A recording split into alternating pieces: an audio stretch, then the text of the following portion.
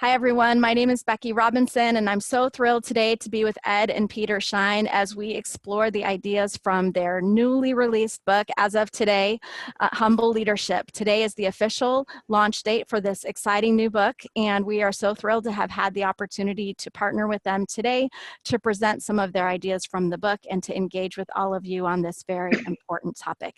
Ed and Peter, welcome. Thank you. Thanks. Glad to be here. As we begin today, I do want to let you know about a few technical considerations. As you might have noticed, we are recording today's event, and we are inviting you in the chat to share your thoughts and comments and questions throughout today's event. Where appropriate, I'll add those questions in the mix of my conversation with Ed and Peter, and then toward the end of the hour, we will specifically address some questions that have been coming in throughout the event. So we welcome your feedback and comments. We also welcome your feedback and comments on Twitter, and if you want to be posting your tweets during today's event, you can use the hashtag Humble Leadership. And thanks to those who are mentioning that you've already bought the book today and are really enjoying it. We're so thrilled that you want to interact with this content because we believe that it has the power to change organizations and people. So we're so glad that you're here. If you have any other questions about technology during today's event, again, I would invite you to use the chat panel. And we're ready to dive into a lively conversation about humble leadership. Before we do that, I wanted to ask an interesting question. Ed and Peter and I were talking before the event and wondering if there's anyone who's going to be on today's event who has not been exposed in the past to the work of Ed Schein. So if you happen to be on the call today and this new book, Humble Leadership, is your first exposure to Ed Schein, would you go ahead and tell us that in the chat? We're very curious to see if there are any newbies here. At least one. Thank you. Actually, quite a few first-timers to Ed's work. And so I think, Ed, that makes the historical perspective of your work and career so much more important to share with this audience because I'm seeing new. Ed, your work is new to a lot of folks. So for those of you who don't know Ed and Peter, I'm going to take a moment to introduce them. Ed Schein is widely renowned as the father of organizational culture studies. His work has had a tremendous impact in these areas of culture and organizational development over more than 50 years as a professor at the MIT Sloan School of Management. He's written more books than I can count and name on this broadcast that you can find out about after today's event, and his impact and legacy has been tremendous. So to those of you who are new to Ed, hopefully that gives you a glimpse of some of the work that he's done over his more than 50-year career at MIT. Now, Peter is Ed's son, and Peter brings a unique perspective to today's call. After working in Silicon Valley with tech startups and seeing the fast pace of changes that happens in those environments, Peter had a unique way of contributing to his father's research along the journey. And so the two decided to collaborate, and Peter brought his unique perspective of being on the ground, and Ed his academic perspective, and the result is a very powerful book. So hopefully that's helpful to you, and along the way we'll learn more about Ed and Peter's unique views on leadership. Peter did work in Silicon Valley at companies like Apple, SGI, and Sun Microsystems. So that real-world experience really brings a lot of flavor to the stories in the book, which if you've read, you've gotten a taste of. And hopefully some of those stories will come into our conversation today. So let's get started. And we're going to start with you, Ed, and hopefully be able to hear a bit more about that historical perspective that you bring to this work. But let's talk about the new paradigm and define for those who are with us today what humble leadership is. Thank you, Becky. I'm really glad to have the opportunity to put all this into a historical perspective because for me, in a certain way, humble leadership is the culmination of 50 plus years of struggling with the concepts of culture and leadership. I always put both of them into my books.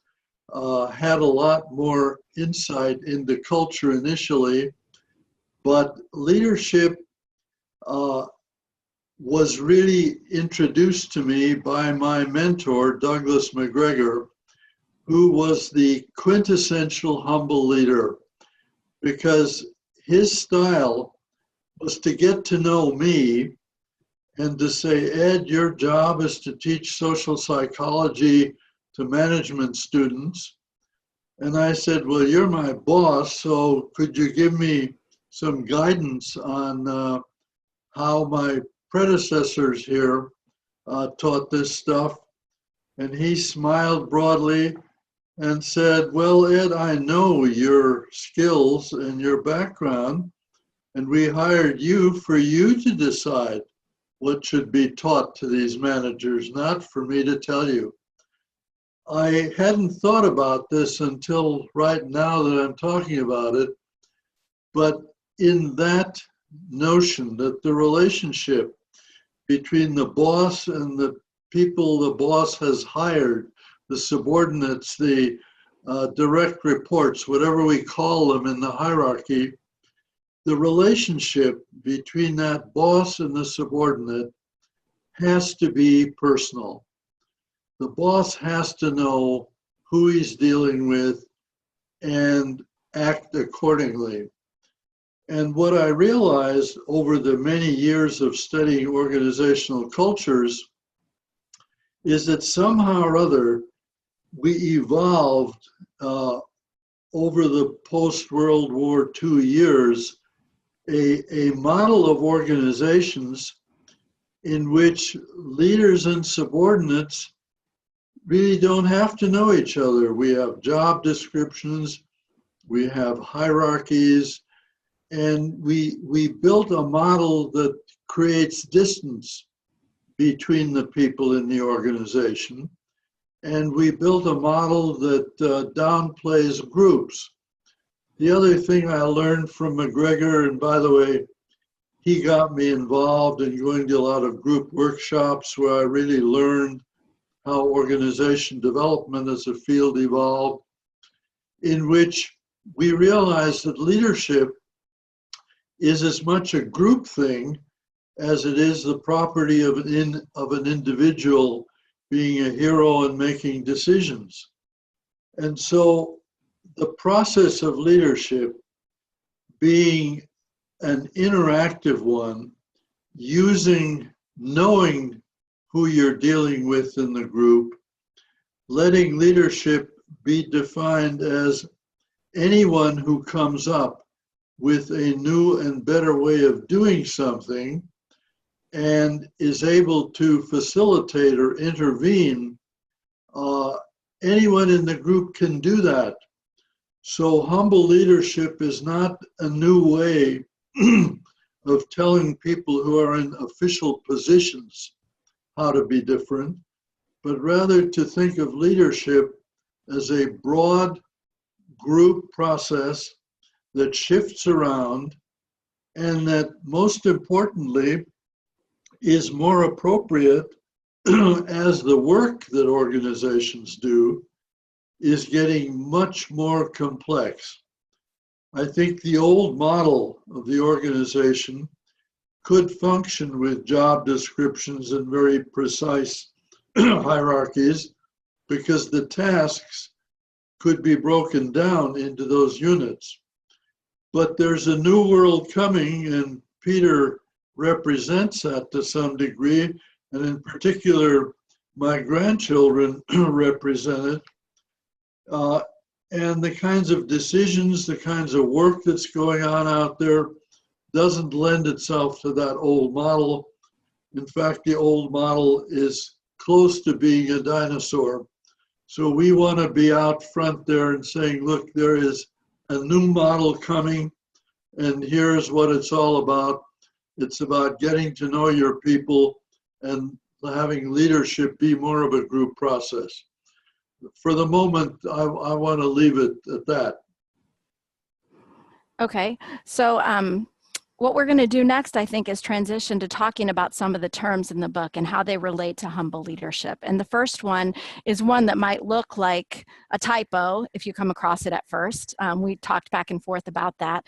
It's this concept of personalization. And, you know, as someone who leads a team myself, I've been thinking a lot about how to apply that in our organization. So talk to us about personalization and how it fits into this idea of humble leadership. And I'll take that. So personalization, we wanted to use that term in order to make a clear distinction with the related terms personalization and customization. So those are very, popular common terms, particularly in the HR world. But those tend to mean designing programs and benefits packages, whatever it is that's sort of part and parcel of the day-to-day business, designing them for the individuals in the organization. And those are very good things. Customization and personalization are, big important trends that we, experience when we shop, we experience when we work. But the point of personalization is that it raises this awareness of thinking of the people that you work with or the people that work for you as whole people, the whole person that you have to get something done with, that you have to lead or you have to follow. But if you have a whole person relationship that is with you at work, and it may be with you after work. That's what personalization refers to, and that's why we wanted to make the distinction from, the very closely related word personalization. Sure. Well, can we talk a little bit about why it's needed, particularly in the context of the levels of relationships that you've outlined for us on this slide? Well, the levels of relationship is a very important idea because it reflects the reality that we all know but don't take seriously, namely that having a relationship can occur at many different levels.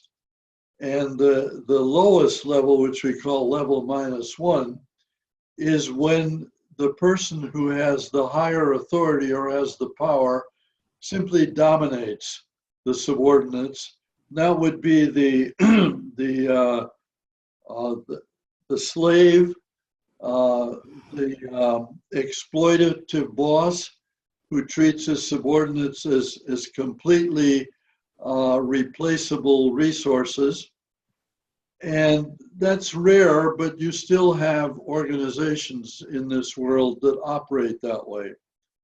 The typical relationship in organizations, this post-World War model of what I'm calling the managerial culture, is the transactional relationship where everyone knows their place, they have job descriptions, the rules of how to behave are very clear, and that makes the organization very clear, very efficient, and it creates this concept of humans are a resource.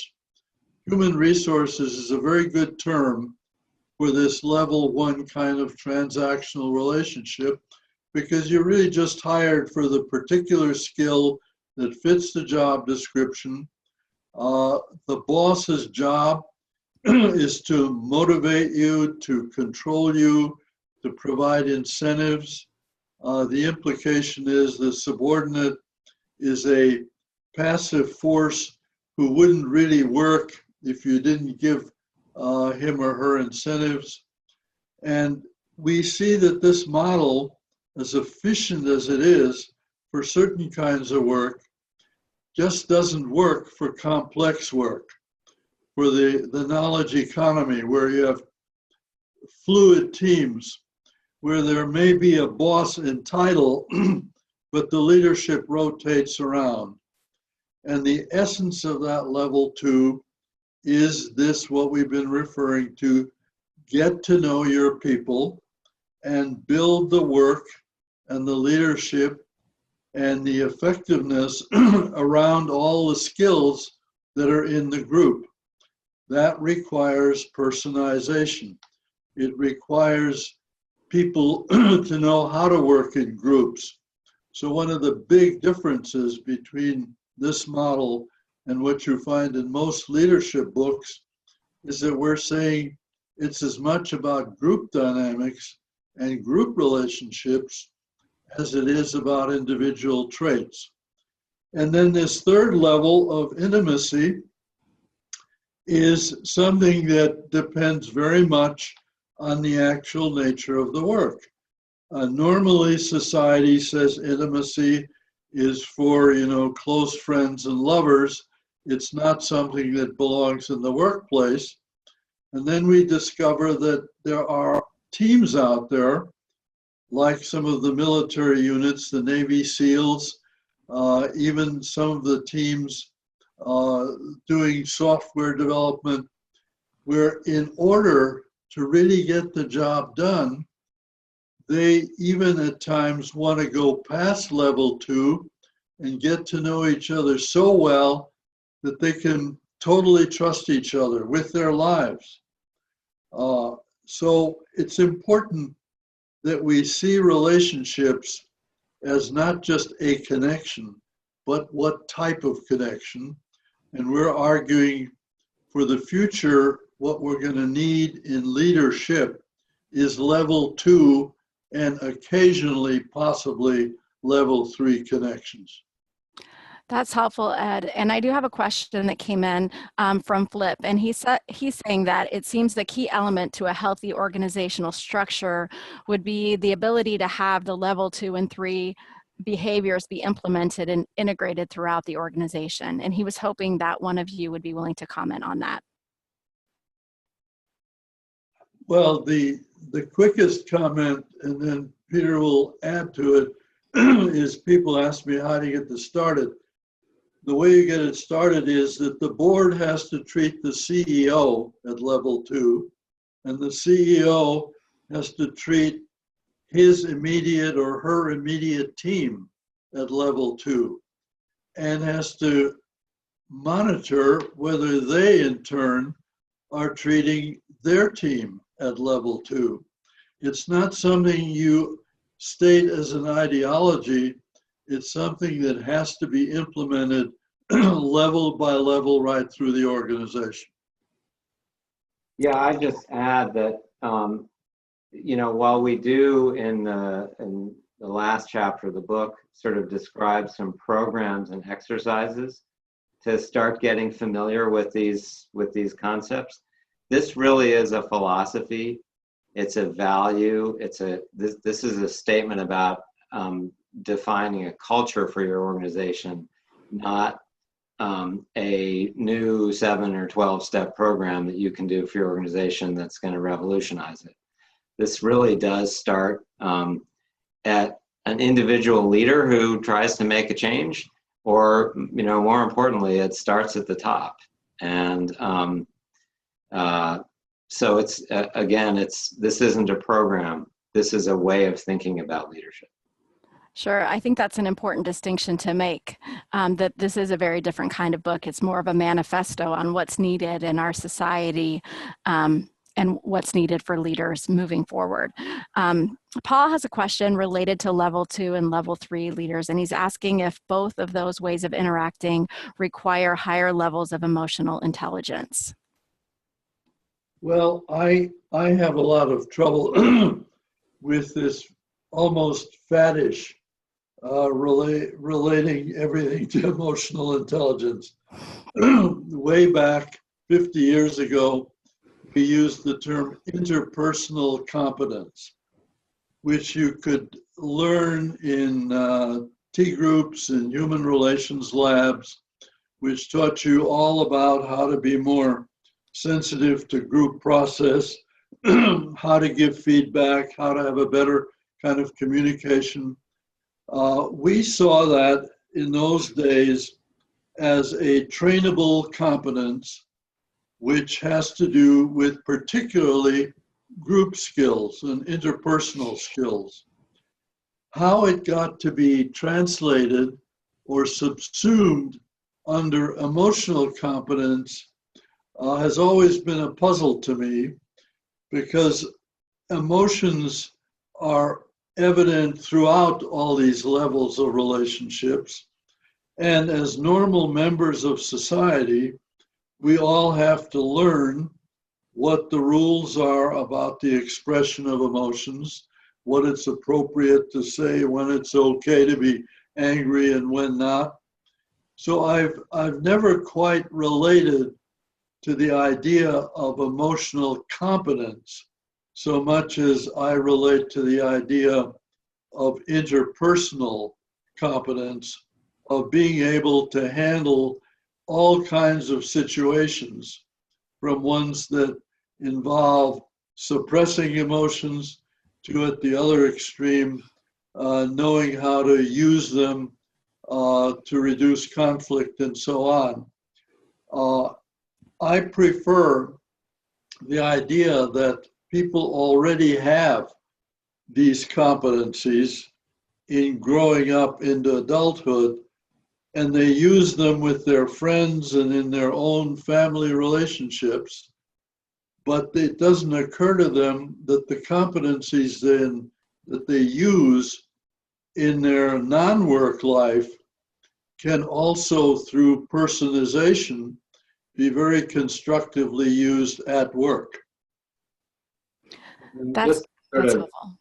to sharpen a contrast, if EQ, emotional intelligence is, if the opposite of that is selfishness and narcissism and fierce individualism, then yes, this book absolutely suggests that EQ is very important. But again, to Ed's point, generally people are socialized well enough. If they get a job in an organization, they're chosen because they are going to be able to get along, and they're going to be able to contribute. They're going to be able to collaborate. If you are if somebody is so narcissistic and selfish as to be deemed low EQ, as it were, I would argue that this model may not really apply to that person. That's helpful. I'm going to ask one more question from our attendees before we move on to the next concept, because it seems to be an important one. Lorna is wondering what you think of the term human capital as it's been replacing the term human resources, and you spoke a bit about your feelings about that term. She feels that it seems to dehumanize the workforce, and she's interested in your input. Well, I agree that the idea of capital is something impersonal. On the other hand, if you think of capital as a resource, financial resource, or buildings or stuff that's more permanent, there is a positive way of thinking about human capital as people are something that the organization should invest in. And if you personalize, you are investing in that person. I very much like the model of social economics, that all relationships are an exchange. And the more I personalize, the more I am interested in the deeper parts of you and reveal the deeper parts of me. That is building capital in the relationship. It's making it more permanent. It's making it more stable. So if we think of it in those terms, then building relationships is building the capital of the competency of that organization, being based on knowing what your people can do and using that. In that sense, it's okay. But at the same time, I agree, it does make one nervous because it implies that it's impersonal.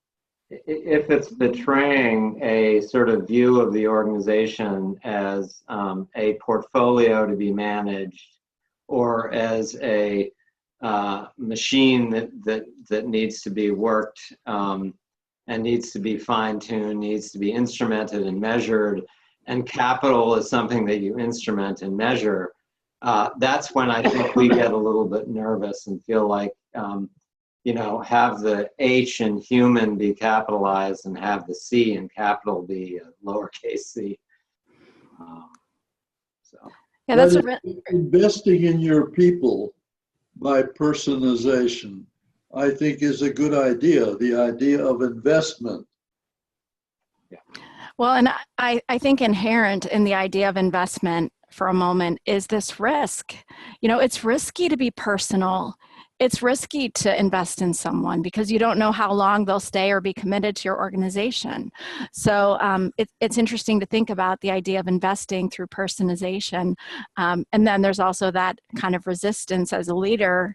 I want to invest in people, but it feels risky. And I know we're going to talk more with some of the planned questions about vulnerability and such. For the moment, though, let's transition to talking about this word humble, because I know there's been some confusion about the word humble in the title. What do the two of you mean when you outline this as humble leadership? Well, the word humble first crept into my thinking around the book Humble Inquiry, which was a kind of a rant to say that why are we always telling each other stuff instead of asking each other questions and inquiring.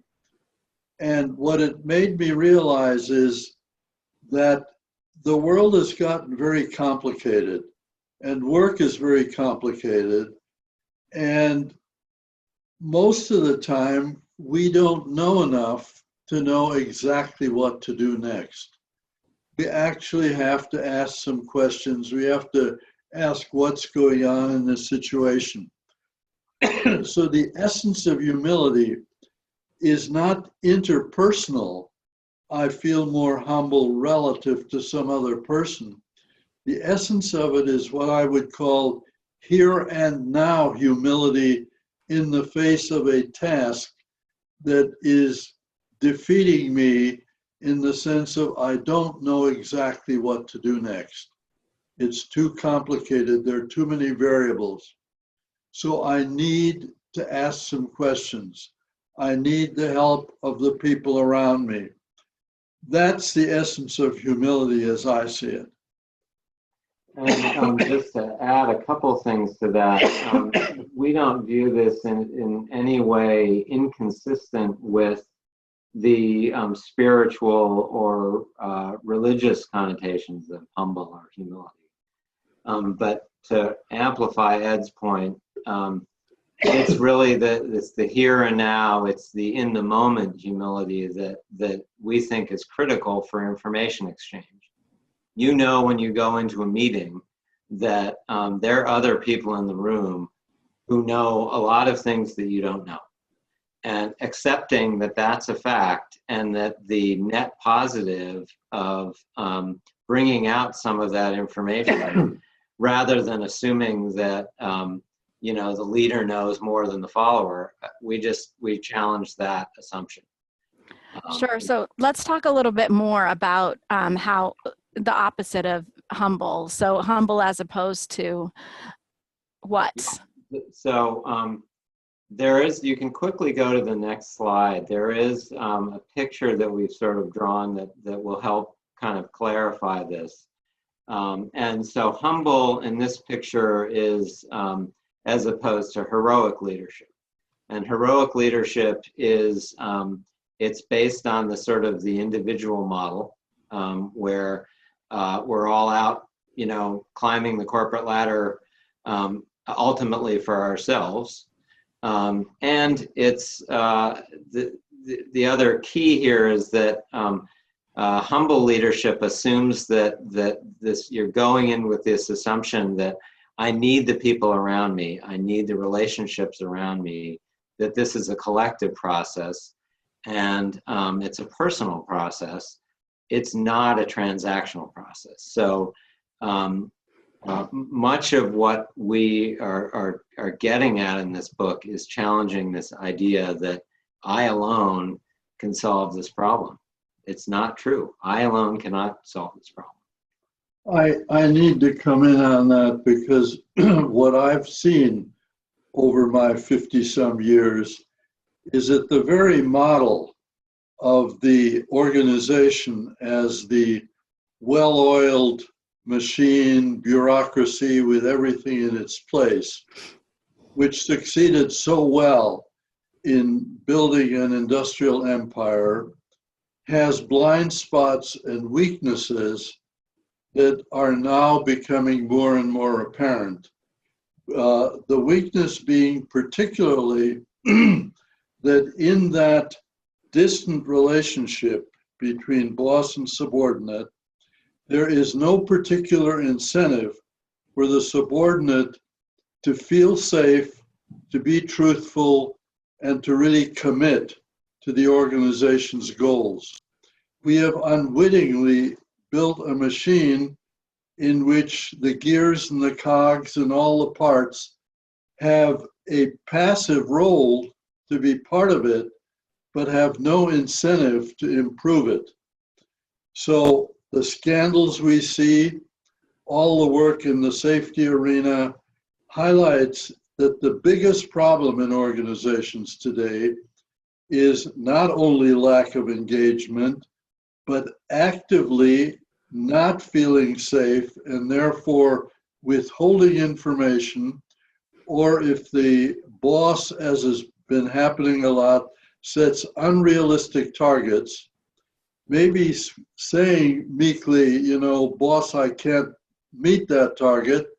The boss responding, as happened both in VW and in Wells Fargo, the boss saying, well, either you meet the targets or we'll hire somebody who can.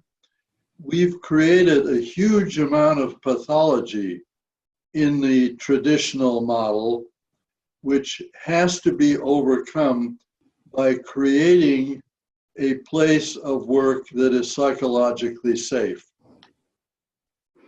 That helps, Ed. So a clarifying question for both of you. One of our attendees is wondering if you can clarify what you mean by heroic leadership, because it sounds like it should be a good thing that the leader can be a hero. So can you share a bit more about that, please? Well, I mean, one quick qualifier. There are lots of heroic leaders out there. You know, we all tend to think about Steve Jobs as a heroic leader.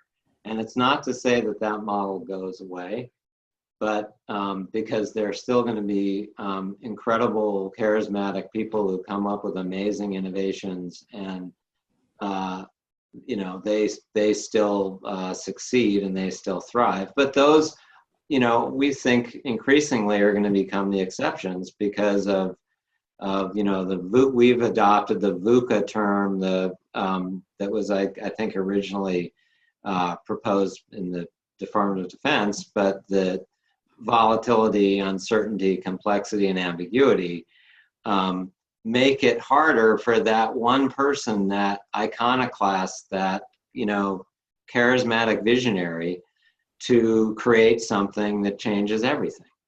That it's harder and harder for that person to scale a global enterprise. Well, and it's very important to recognize that what we're calling humble leadership is already very visible and always has been in some organizations. So when you have General McChrystal writing a book from a military leadership perspective called Team of Teams, that is a huge change in the concept of even how the military is working, because they have discovered that fighting wars nowadays in Afghanistan and places like that doesn't lend itself to the general knowing what the next move should be. And having to delegate a lot of that accountability to lower levels, it challenges the whole notion of individual accountability at some level, which is a sacred cow in most management theories. That's helpful. So we want to transition now to talking about leadership as a verb and not as a noun. So tell us what that means to you, Ed.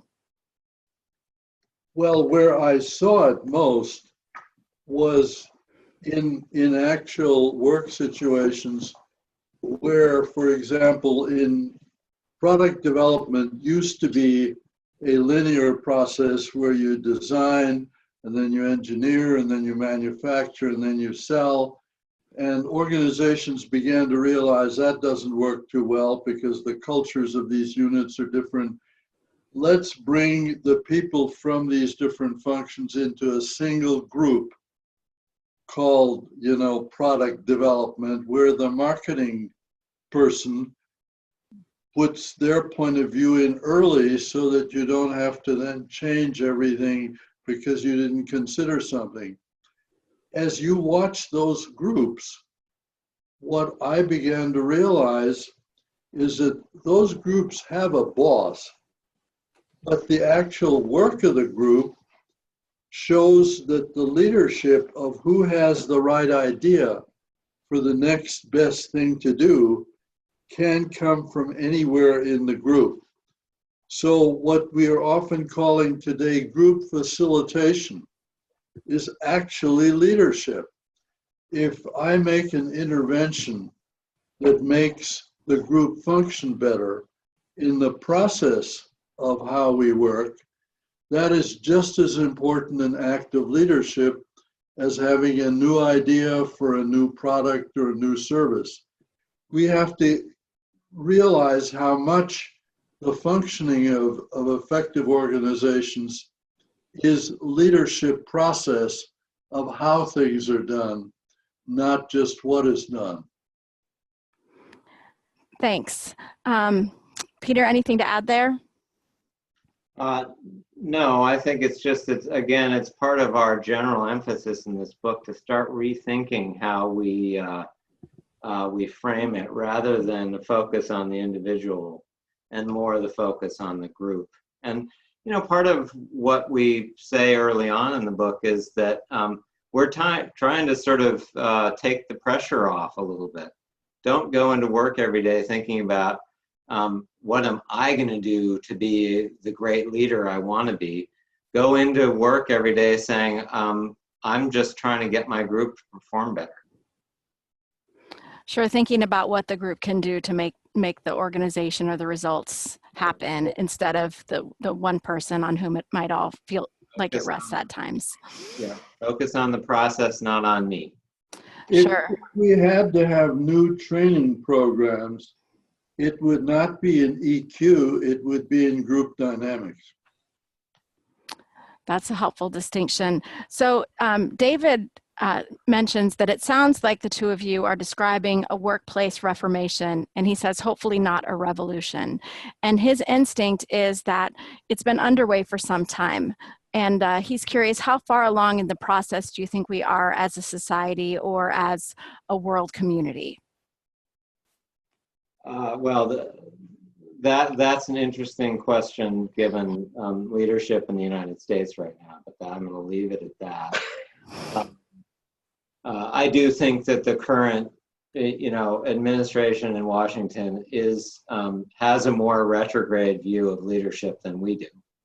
But I also appreciate the point that part of what we're saying is observing what we're seeing, particularly around here in Silicon Valley. And I'm not talking about, the 5-person startup, because I think the 5-person startup gets this. They behave this way. They have level 3 relationships because they're spending 20 hours a day together.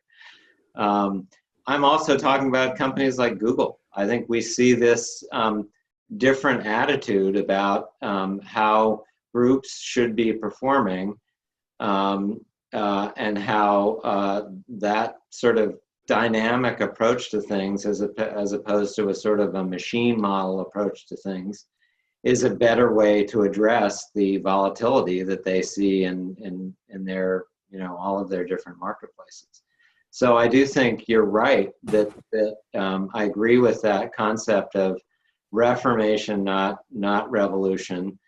I'll also point out that one of the books that was particularly influential to me in thinking about this is Frederick Laloux's book on reimagining organizations, where he gives a bunch of examples in pretty rich detail about how there are some companies that are behaving in a different way. In his words, it's described as teal organizations.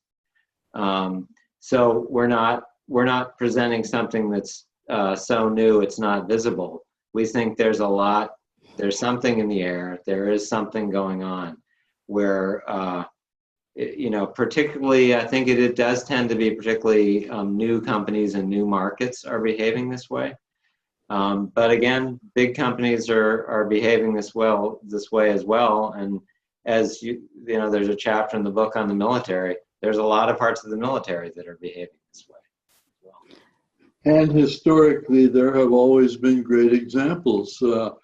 Two examples that we have in our book is the example of Singapore, which may strike some people as a kind of an odd example, but it highlights the point that we're not talking about humble leadership being a nice, being friendly kind of thing, because Singapore is a very autocratic place, but the relationships between the superiors and subordinates in the government, particularly as Singapore was founded, were classic cases of humble leadership, of working together to create the economic miracle that Singapore has become.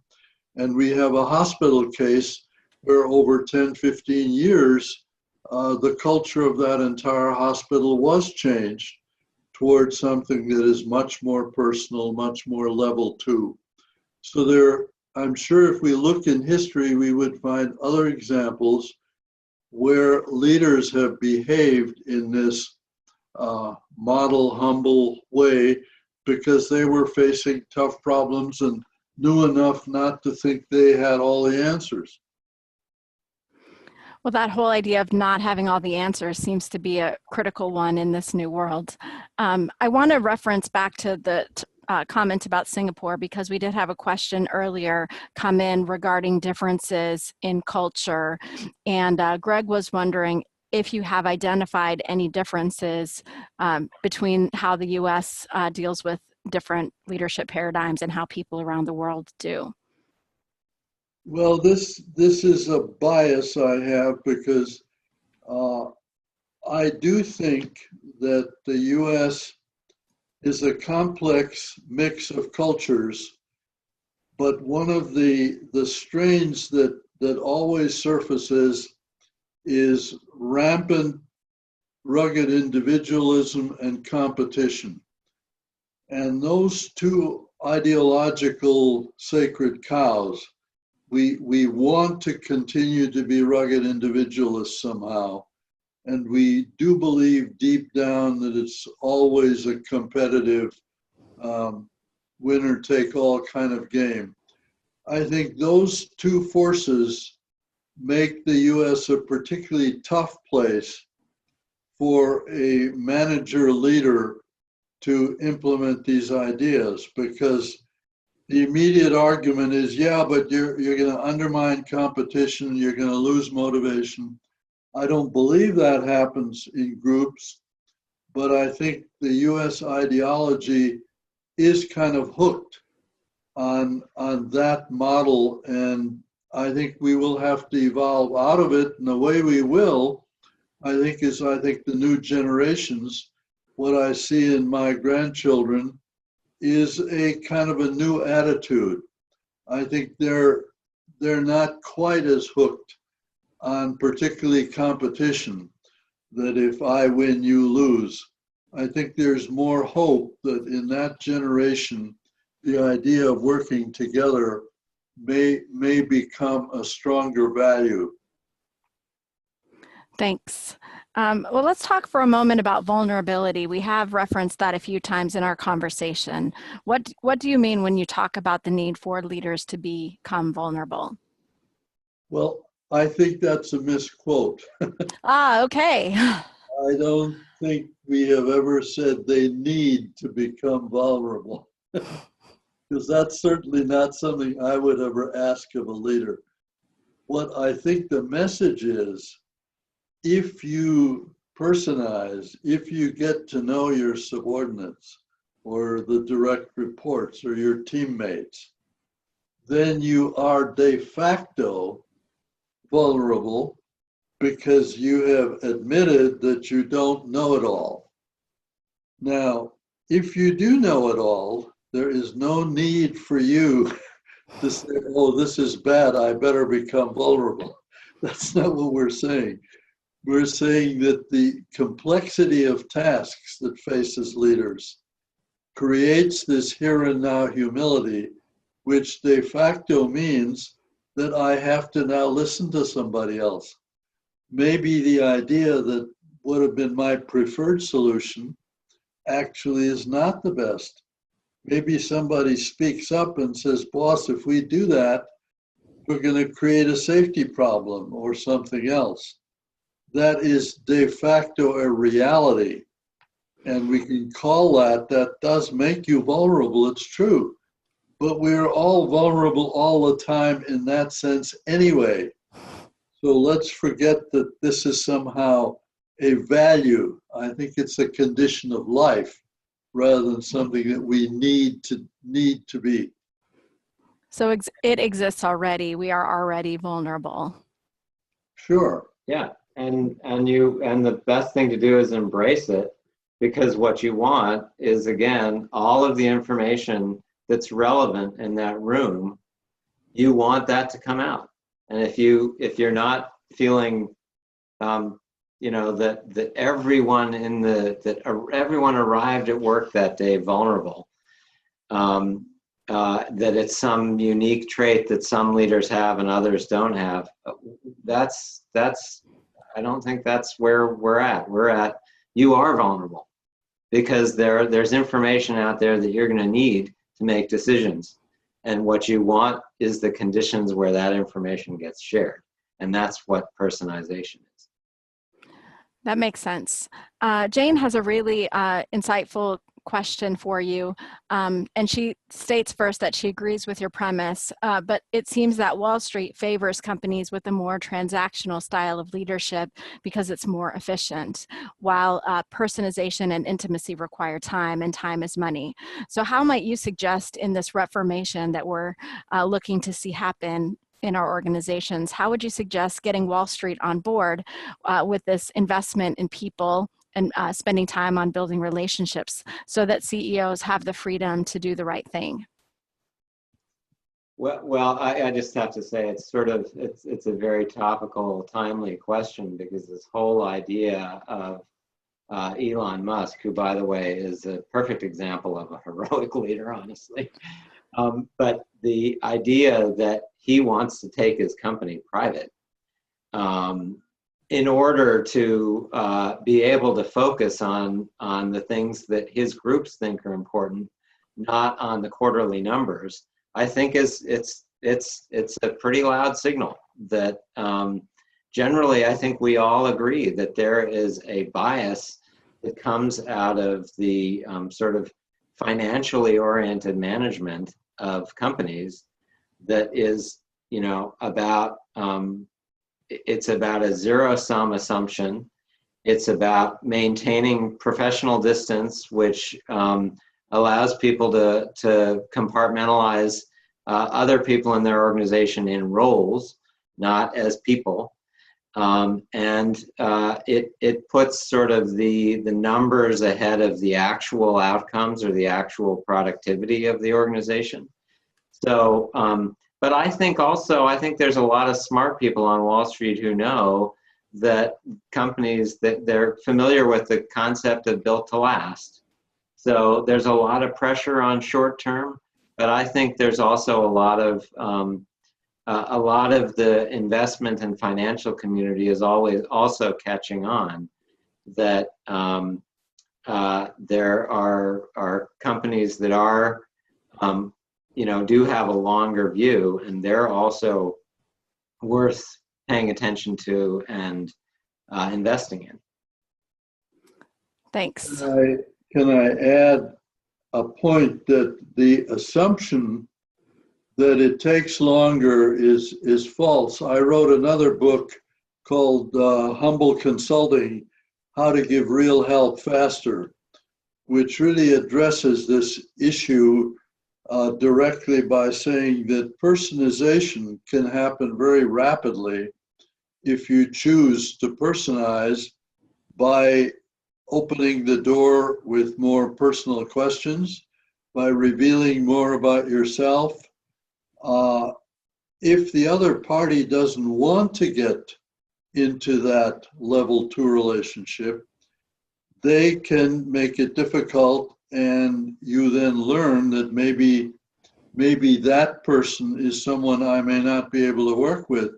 But I found that in my relations on a daily basis, that the decision to become more personal is something that I can make in the moment, and I can speed that process up very much. It doesn't have to take longer. It takes longer because we're so cautious and don't open that door quickly because we're afraid we might get rejected.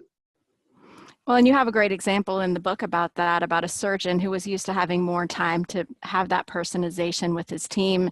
And then when the hospital approach changed and the teams weren't static, he had to learn how to become, to bring that personalization to the moment, to be able to work well with changing players. Exactly. That was a good story. I hope you don't mind me sharing it. No, I'm glad you did, because I think people need to understand that this book isn't all theory. The book is very heavy on trying to find good examples of what we mean.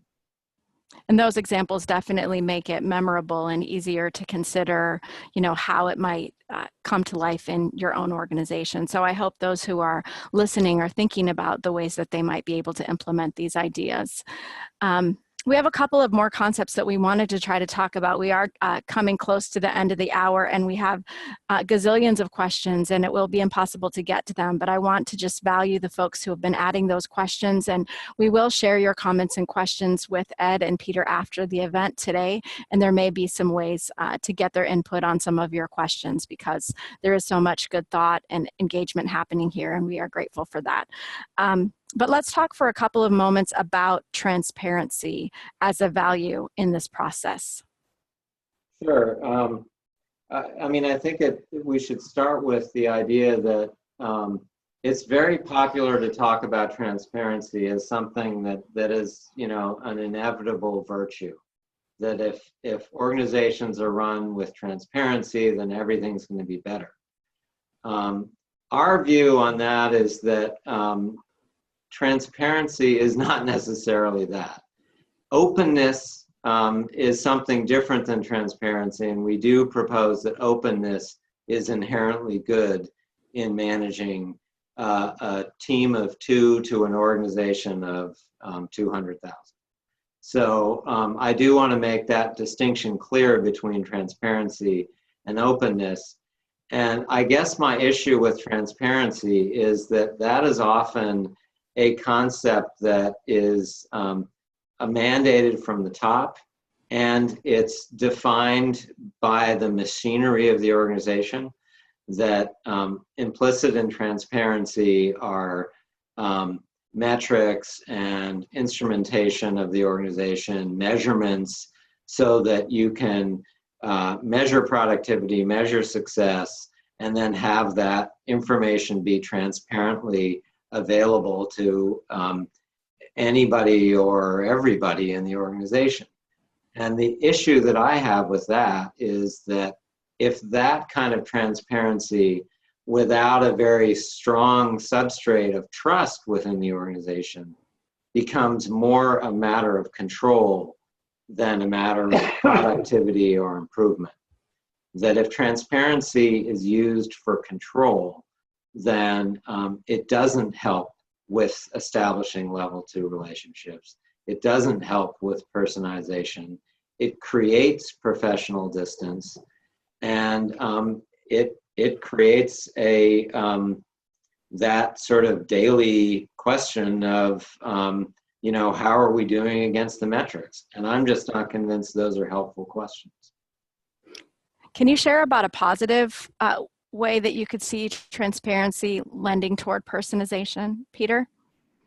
Well, I think, again, if there's trust, if somebody believes that they're coming to work with the value of being transparent because they are going to share the information that they know that's relevant to the work that the group is doing or the work that other people are doing, that's positive. That's sharing, that's acting collectively, not individualistically. And if you think of that as transparency, that's good. But again, that is based on a fact that you've already established a trusting and safe relationship with those people that you are being transparent with. I think that's a positive. Again, it is a nomenclature issue, but we prefer to think of that as openness than transparency, because transparency, again, is sort of a machine model way of thinking about things, not necessarily a intrinsic human good.